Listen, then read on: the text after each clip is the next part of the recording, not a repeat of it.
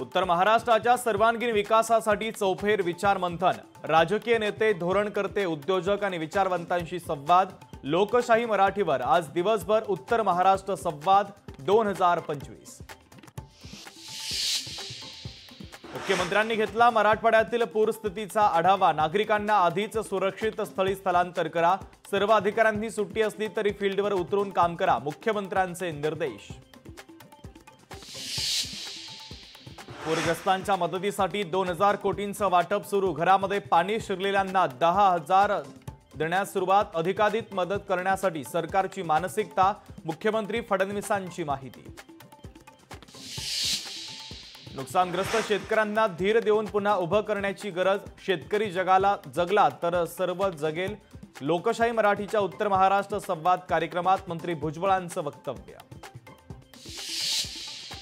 राज्यामध्ये 30 सप्टेंबरपर्यंत अतिवृष्टीचा इशारा। कोकण, मध्य महाराष्ट्र आणि मराठवाड्यात अतिवृष्टीचा इशारा। राज्य आपत्कालीन कार्य केंद्राची माहिती, तर नागरिकांना सतर्कतेचं आवाहन। राज्यात आज मुसळधार पावसाचा अंदाज। मुंबईसह ठाणे, रायगड आणि पालघरला पावसाचा रेड अलर्ट, तर अत्यावश्यक कामं असेल तरच घराबाहेर पडण्याचं आवाहन। दसरा मेळाव्यासाठी आज शिवसेनेची बैठक। उपमुख्यमंत्री एकनाथ शिंदे यांनी बोलावली बैठक। वांद्र्यातील रंगशारदा येथे पदाधिकाऱ्यांसोबत बैठक। 2029 पर्यंत मी महाराष्ट्रातच राहणार। दिल्लीमध्ये पत्रकारांशी अनौपचारिक गप्पांमध्ये फडणवीसांचं वक्तव्य, तर दिल्लीमध्ये जाण्याच्या चर्चा देवेंद्र फडणवीसांनी फेटाळल्या। आशिया कप 2025 रोमांचक अंतिम टप्प्यावर। आज भारत आणि पाकिस्तानमध्ये अंतिम लढत। आशिया कपच्या इतिहासात पहिल्यांदाच संघ आमने सामने।